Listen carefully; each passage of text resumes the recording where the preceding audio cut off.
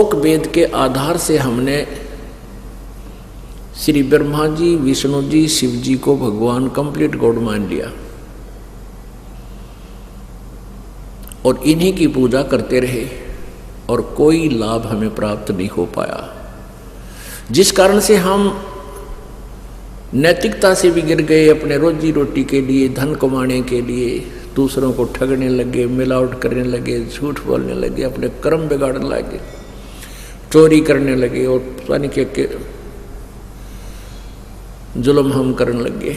भगवान का डर रहा नहीं, भगवान से लाभ मिला नहीं। अब जिससे लाभ नहीं मिलेगा फिर उससे अपने आप ही इंसान जीव दूर हो जाएगा। जैसे गाय का बच्चा या भैंस का बच्चा होता है, जब वो दूध अपनी माँ का चूंग रहा होता है, पी रहा होता है, तो उसको क्या करता है भैंस का मालिक, उसके वो थन सतन छुड़वा देता है और वो फिर भाग भाग कर उसी तरफ जाता है, तो उसके मुख में उंगली दे देता है 2-3, और वो भैंस का बच्चा या गाय का बच्चा उस उंगलियों को थन समझकर कुछ देर तो चूसता रहता है। वो धीरे धीरे उसको पकड़ कर ले आता है, खुट्टे से बांध देता है, फिर वो छोड़ देता है। वो अपने आप छोड़ देता है 2 सेकंड में कि ये तो वो वस्तु नहीं है जिसमें वो आनंद था।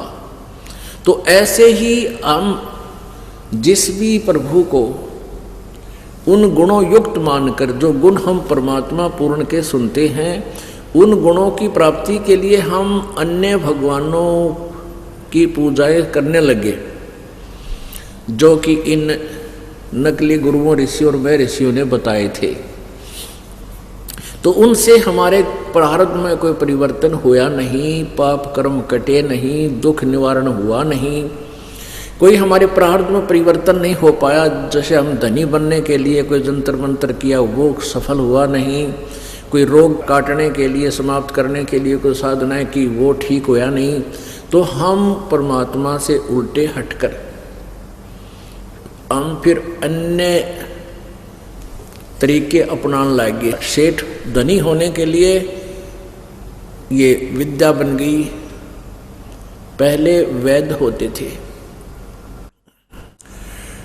हमने भी देखा कुछ ऐसे व्यक्ति थे गांव में जो अपना कर्म भी करते थे, खेती बाड़ी, और खेतों में से जैसे उनको कोई विद्या पता प्राप्त थी, 1-2 बीमारी की वो औषधि जानते थे और वो कूट छेद कर तैयार रखते थे। कोई पैसा नहीं लेते थे, दवाई दे देते थे, उनको राहत मिलती थी, फ्री दिया करते थे, वो पुण्य समझते थे इसको। आजकल के डॉक्टर देख लो आप, पुण्यात्माओं, ये सच्चाई दास को कहना पड़ रहा है, और सच्चाई के बिना, इस कड़वी सत्य के बिना जीव का असर नहीं हो सकता। आप देख रहे हो जगह जगह पता नहीं कितने को हॉस्पिटल, एक शहर में 10-10 हॉस्पिटल, और उनकी लाइन नहीं टूटती, इतने लंबे लंबे, और उनकी फीस आसमान छूती है। अगर वो एडमिट कर लें तो 10-20 हज़ार रुपये तो कम पीछा नहीं छोड़ देते, 2 दिन एडमिट कर लेते हैं। अब उनकी भी मत मारी जा रही है कि उस धन पैसे को ले कहाँ जाएंगे। बहुत जगह ऐसा सुनने देखने को भी मिलता है, और बहुत सी कथाएं भी हमने सुनने को मिलती है। एक यही पीछे पेपर में आया था, एक बहुत बड़ा डॉक्टर था, बड़ा सुप्रसिद्ध,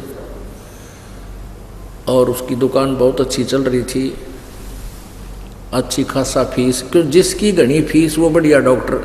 आजकल एक नियम बन गया, वो अपने लड़के को एडमिट किसी यूनिवर्सिटी में कोई दाखिल कराने के लिए जा रहे थे, प्रवेश दिलाने के लिए। उसकी पत्नी, वो और वो पुत्र कार में जा रहे थे, एक बस से टकराकर या ट्रक से, जैसा भी, वो तीनों के तीनों दुर्घटना से मृत्यु को प्राप्त हो गए। अब सिर पर धर ले उस दुकान ने, सिर पर धर ले वो लाखों रुपया ने, और वो ऊंची फीस ने। परमात्मा कहते हैं दुविधा में दोनों गए, माया मिली ना राम, राम नाम कड़वा लगे मीठे लागे दाम। तो कहने का भाव ये है कि हमने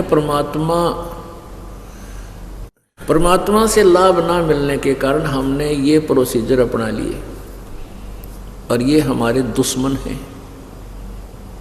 पुण्यात्मा और परमात्मा अपने आप खुद आकर बताते हैं, तुमने उस दरगाह का महल नहीं देखा और धर्मराज के तिल तिल का लेखा, यानी एक एक तिल तिल भी तुमने कहीं गड़बड़ की है, उसका भी अकाउंट वहाँ आपको देना पड़ेगा। तो प्रसंग चल रहा है कि हमने परमात्मा से लाभ ना मिला,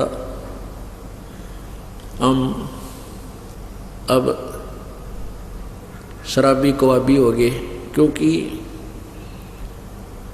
परमात्मा के सहयोग बिना, पूर्ण परमात्मा के सहयोग बिना हमारे प्रारब्ध का जो दुख है वो दूर नहीं हो सकता परमात्मा की भक्ति बिना। फिर किसी काम बस टेंशन हो जाती है। अब टेंशन जो दुख होती, चिंता कहो टेंशन कहो, चिंता का नया वर्ड अंग्रेजी में टेंशन हो गया। तो वो टेंशन के लिए हमने के तरीके अपना लिए। कोई बीड़ी सिगरेट पी रहा फटाफट, भाई क्यों, मेरा टेंशन होगी इसलिए पी ली। नाम लेने के बाद भी अनजान एक आध आकर बताता है, जो पता लगता है कि ये गलती होगी, कहने लग कहता है जी मेरे पर गलती होगी, नाम खंड हो गया। क्यों, क्या किया भाई, कि सिगरेट पी ली।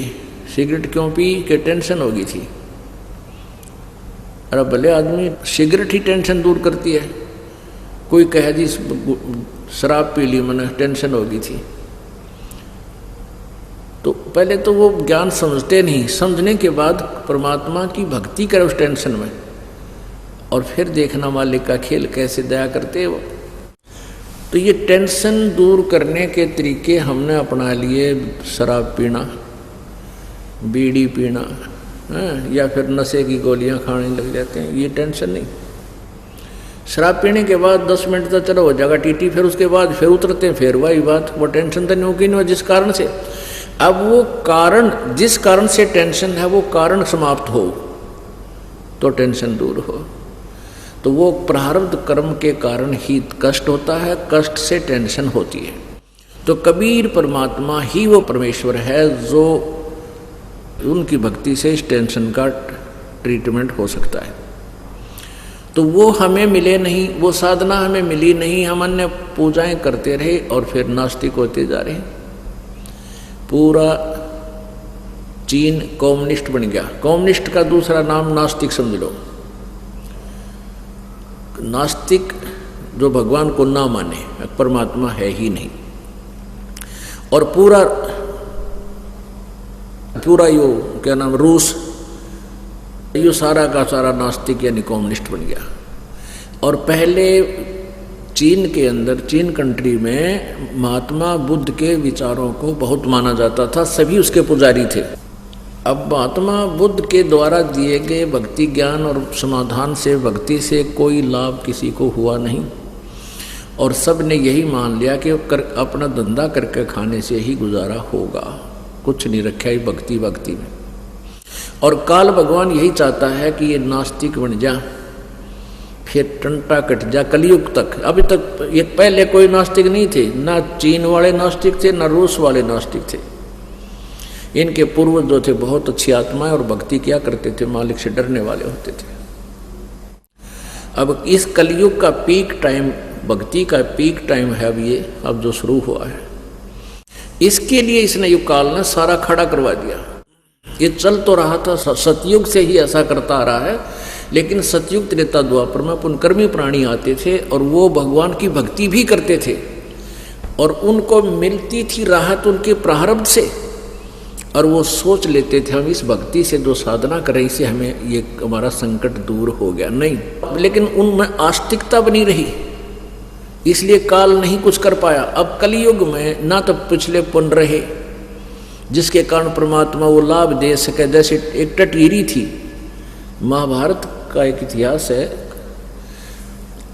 उसमें बताया कि एक बहुत अच्छी कोई आत्मा थी, पुण्यकर्मी प्राणी था। वो किसी कारणवश एक योनि टटीरी पक्षी का भोग रही थी। उसने कुरुक्षेत्र के मैदान में जहाँ महाभारत का युद्ध होना था, वहाँ पर अंडे उत्पन्न कर दिए।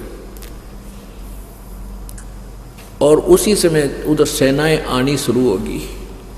तब उसने अर्ज की थी, परमात्मा मेरे बच्चों की, मेरे अंडों की रक्षा करो। तो परमात्मा ने उसकी पुकार सुनकर उसके अंडों की रक्षार्थ एक बहुत बड़ा, जैसे हाथी होते थे पहले, बड़े भारी भारी हाथी थी, उनके गले में एक टल घंटी बांध दिया करते, घंटा हुआ था पूरा, कोई कोई मणका, तो वो टूट के उस अंडों के ऊपर गिर गया। सारा महाभारत हो गया, अग्नि बाण छुटे और 18 करोड़ जनता कटके मर गई, पर बच्चे न्यों के न्यों, अंडे ज्यों के त्यों पाए। तो यहाँ विचार करने की बात है कि पुकार तो परमात्मा की पुकार कहो, चाहे प्रार्थना कहो, भक्ति कहो, वो टटीरी ने भी की थी। उसको तो ये भी नहीं पता था तू कृष्ण की भक्ति कर रही है कि श्री राम तो कह रही है या किसी विष्णु से कह रही है। उसने तो परमात्मा ही याद किया था और उसकी पुकार भी सुनी गई, क्योंकि उसके पुण्य शेष थे। तो ऐसे ही पहले लाभ होता रहा, उनके पिछले पुण्यों से होता रहा, और वो सोचते रहे कि हमें इन साधनाओं से ही होता है। अब वो विवाद कंडम होली कि पिछले पुण्य रहे नहीं, अब नरी तो बीमारियाँ आ गई और नरी टेंशन होगी, क्योंकि और प्रार्थना भी करते हैं, पूजाएं भी करते हैं, दुर्गति ज्यों की त्यों।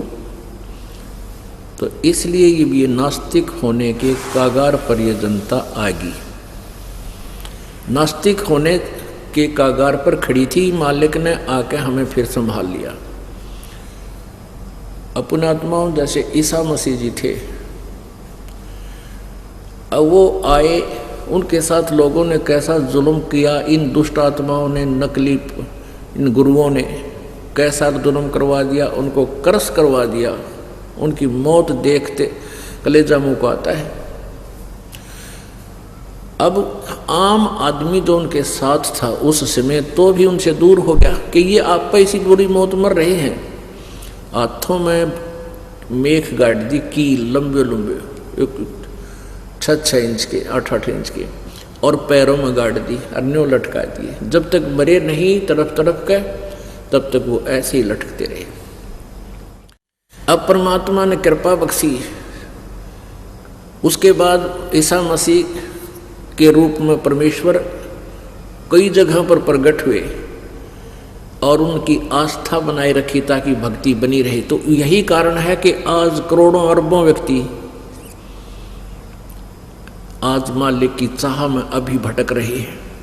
ये तो काल ने चाहा था कि नास्तिक हो जाए उसी समय से, और कोई भगवान को चाहे नहीं कि देखो ये के बुरी मौत मर गया, ये भगवान का बच्चा कहलाता था।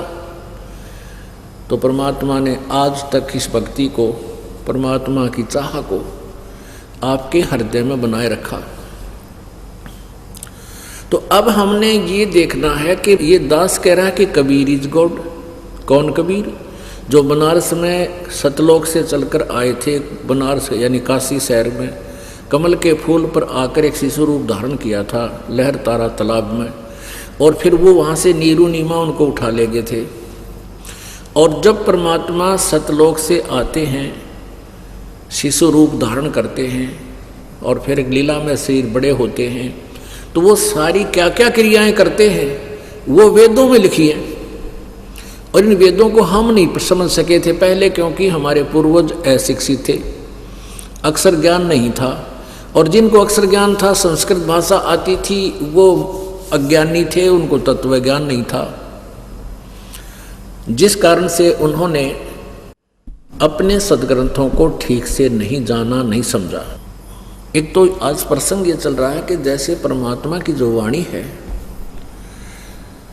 इससे भी आपके बहुत से पाप समाप्त होते हैं, नरम होते हैं।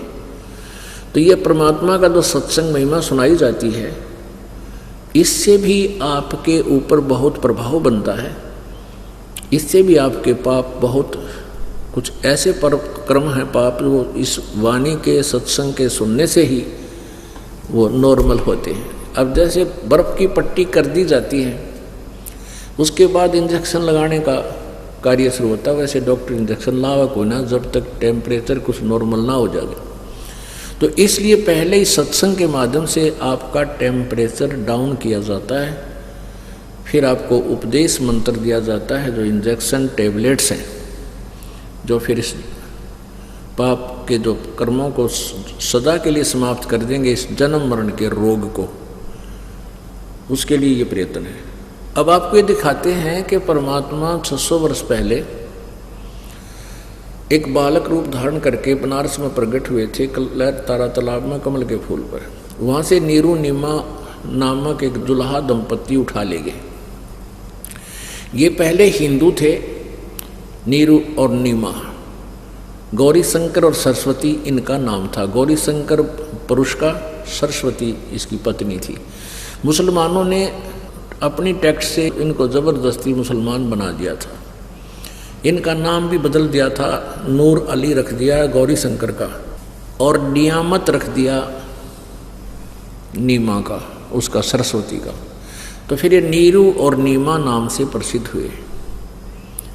जब परमात्मा 25 दिन के हो गए, कबीर देव जी जब 25 दिन के हो गए और 25 दिन तक कुछ भी आहार नहीं किया, ना दूध पान किया, ना जल पान किया, और तो करना ही क्या था 25 दिन के बालक ने। और स्वस्थ ज्यों के त्यों। लेकिन नीमा जो मुंह बोली माँ थी, वो और बहुत चिंतित होगी, विलाप करने लगी, रोने लगी बुरी तरह। और जब ये हिंदू थे, शंकर भगवान जी के कट्टर पुजारी थे, आज भी भगवान की चाह उनके हृदय से कम नहीं हुई थी, भगवान शिव जी की चाह दो थी। तो नीमा रो रो कर कह रही थी, हे भगवान शिव जी, हे शिव भगवान, हे शंकर भगवान, पहले तो हम नहीं संतान थे, हमारा कोई संतान नहीं थी, आपने कृपा बख्शी कमल के फूल पर, और वहाँ आकर के आपने कमल के फूल से हमें एक बालक दिया, और आज ये कुछ आहार नहीं कर रहा है, हे भगवान यूँ मरेगा और साथ मैं मरूंगी, क्योंकि इस बालक बिना मैं जीवित नहीं रह सकती। बहुत बुरी तरह विलाप कर रही थी।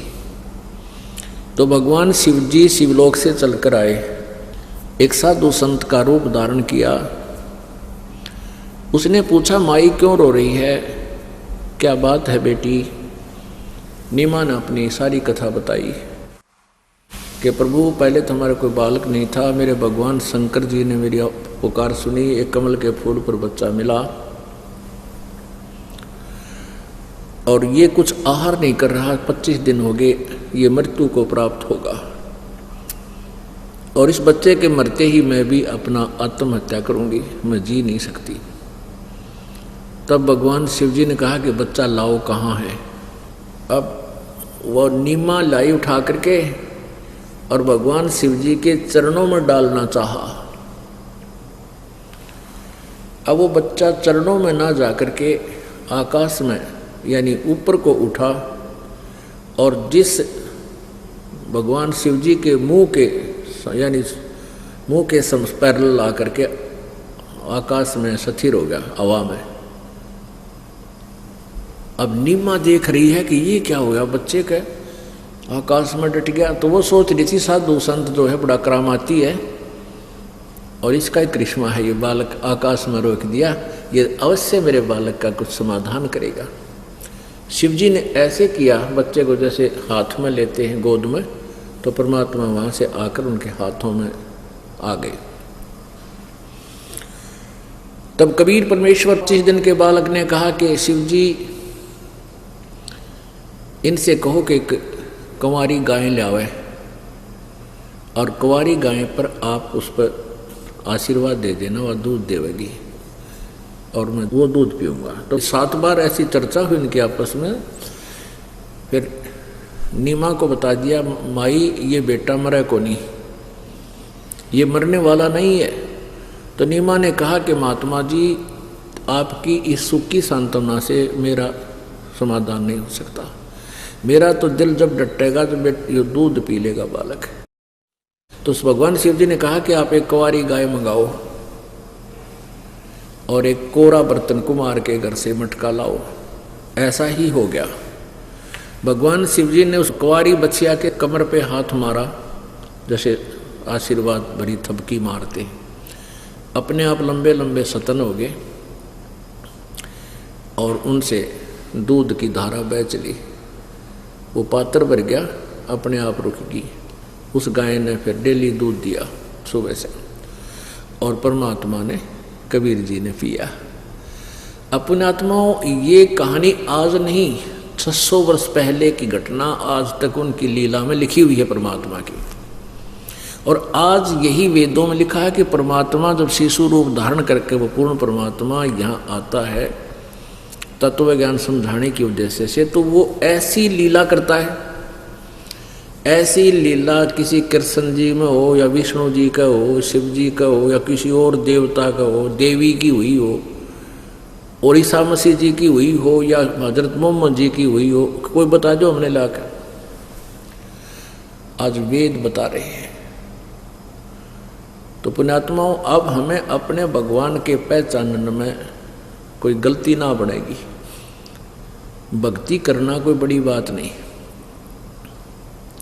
साधना करना बहुत ही आसान है। परमात्मा पाना सबसे सिंपल वे है, सबसे साधारण तरीका है, सबसे बगैर मेहनत के होता है। जैसे हम पेट के लिए कितना प्रयत्न करते हैं, एक रोटी बनाते हैं, खाना बनाने के लिए बहनों ने कैसा जुगाड़ करना पड़ता है कि भगत तो कमाएंगे खेता में या मजदूरी दुकान पर नौकरी का, फिर 2 पैसे इकट्ठे करके रोटी की व्यवस्था करेंगे, आटा लाएंगे, फिर बर्तन, तवा, परात, चिमटा, पलटा, कड़छी, फिर गैस और चूल्हा, सब्जी च नमक, मिर्च, मसाला, हल्दी आदि आइटम भी याद भी ना हो मेरा, इतनी इकट्ठी करनी पड़े।